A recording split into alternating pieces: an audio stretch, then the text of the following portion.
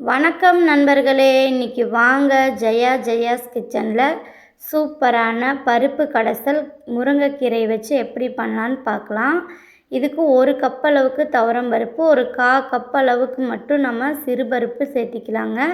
சேர்த்திட்டு ஒரு 2-3 தடவை நல்லா கழுவி எடுத்துட்டு அதுக்கப்புறம் ஒரு 3 விசில் குக்கரில் விட்டு எடுத்துக்கலாங்க. இப்போ 3 விசில் வந்துருச்சு. அடுத்து நல்லா மத்து வச்சு கடைஞ்சிக்கலாம். இப்போ ஒரு குழிக்கரண்டி அளவுக்கு ஆயில் ஊற்றிக்கலாம். 2 டேபிள் ஸ்பூன், 1/2 ஸ்பூன் உளுந்து, ஒரு 6 வரமிளகா, கொஞ்சமாக கடுகு, இதெல்லாம் நம்ம சேர்த்திக்கலாங்க. சேர்த்தி நல்லா பொரிஞ்சு வரட்டும். அதுக்கப்புறம் நம்ம பொரிஞ்சு வந்ததுக்கப்புறம் மற்ற பொருளெல்லாம் சேர்த்திக்கலாம்.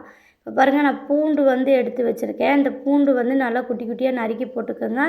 சீரகம், அதுக்கப்புறம் ஒரு பெரிய வெங்காயம், இதையும் நல்லா கலந்து விட்டு எடுத்துக்கலாங்க. கண்ணாடி பதத்துக்கு வந்துடும் வெங்காயம். அப்போ தான் குழம்பு நல்லா டேஸ்ட்டாக இருக்கும். அதோட கொஞ்சமாக பெருங்காயத்தை போட்டுக்கலாங்க.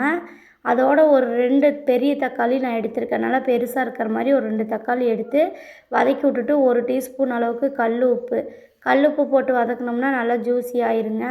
1 டீஸ்பூன் தனியாத்தூள், 1/4 டீஸ்பூன் மஞ்சத்தூள், ஒரு 1 டீஸ்பூன் அளவுக்கு மிளகாத்தூள் சேர்த்தி நல்லா வதக்கி நல்லா எண்ணெய் பிரிஞ்சு வந்ததுக்கப்புறமா கொஞ்சமாக வாசனைக்காக கருவேப்பிலை சேர்த்திக்கலாங்க.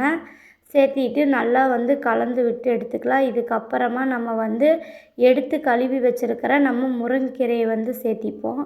முருங்கைக்கீரை பாருங்கள், நல்லா கழுவி நீட்டாக வச்சுருக்கேன். இந்த முருங்கைக்கீரையை ஒரு 2 கை அளவுக்கு சேர்த்தி நல்லா வதக்கணும்னா ஒன்றோடு ஒன்று நல்லா மிக்ஸ் ஆகிருங்க. இந்த மாதிரி சுருண்டு வந்துடும்.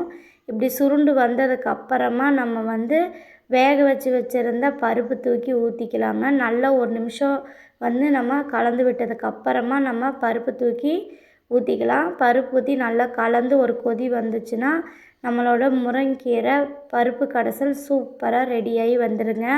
சுட சுட சாதத்தோடு வச்சு சாப்பிட்டு பாருங்கள், ரொம்ப சூப்பராக இருக்கும். இதே மாதிரி நீங்களும் ஒரு முறை செஞ்சு பாருங்கள். இந்த சேனல் பிடிச்சிருந்தா சப்ஸ்கிரைப் பண்ணுங்கள், லைக் பண்ணுங்கள், ஷேர் பண்ணுங்கள்.